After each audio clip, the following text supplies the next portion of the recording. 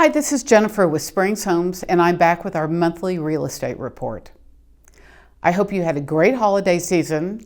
Now that we're into the new year, I wanted to take a look at how 2025 wrapped up and what we're seeing as we head into 2026. We've been digging into the numbers, comparing Colorado Springs and the Pikes Peak region with national trends and examining our own historical numbers. We are getting a lot of questions about timing of sale, and we have just finished a new article that looks at the best time to sell. More on this later. Today I'm going to walk you through the December market data, give you our take on where 2026 is headed, and answer that timing question based on what the numbers are actually telling us. So let's dive in. When we look at any real estate market, we use 6 key metrics. Here's how Colorado Springs compares to the nation in December. Metric number 1, median sales price. The Pikes Peak region's median price was $469,950. National, it was $409,000. So Colorado Springs is running about $60,000 above the national median. Metric number 2, days on market. Colorado Springs, the average day is 61 days to sell a house. The national average is 53 days. So our homes are taking 15% longer to sell. That reflects buyer selectivity at our higher price point. Now, metric number 3, the sale to list ratio. Colorado Springs, it looks like things are selling 98.5% to the list price, compared to the national of 98.4%. So essentially identical. Homes are selling for about 1.5% below asking price in both the Colorado Springs and the national market. Metric number 4, inventory per 10,000 residents. In Colorado Springs, there are 37.3 homes per 10,000 residents. Nationally, it's 42.1 homes per 10,000 residents. So that means we have 11% less inventory relative to our population. Metric number 5, the months of supply.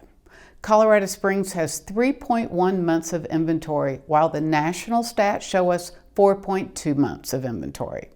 We are about 19% tighter than the national market.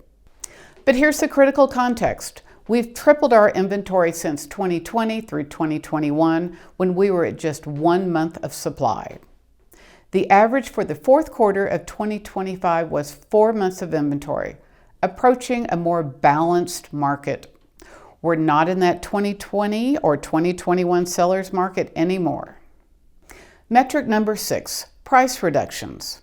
So in Colorado Springs, it appears that 23.5% of the sellers had to cut their price before it went under contract. Nationally, it was 39%.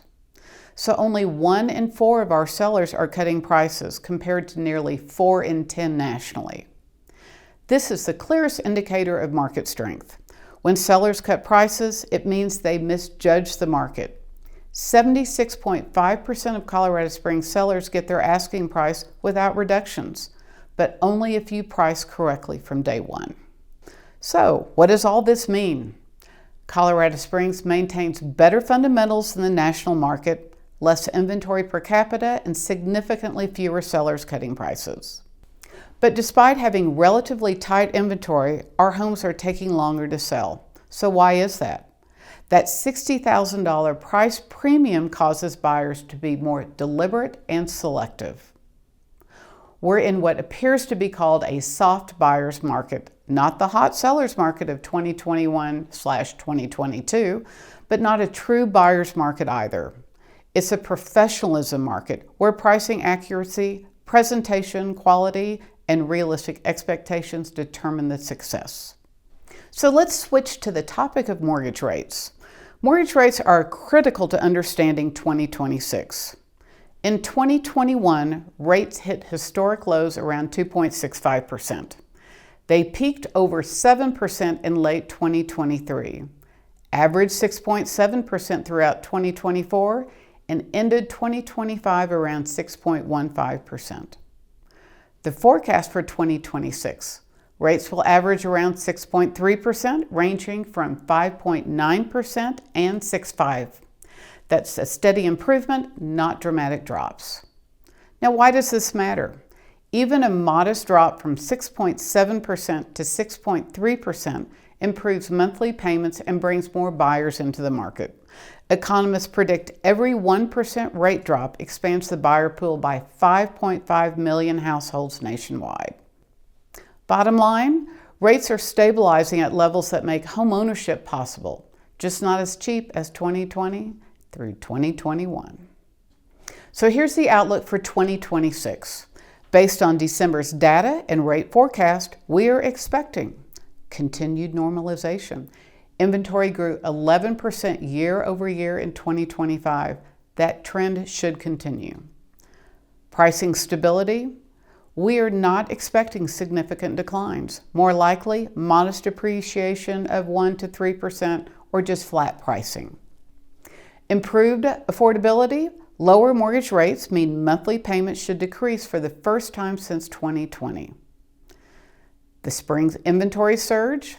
We could see 3,500 to 4,000 active listings by May, 40 to 60% more competition than earlier in the year.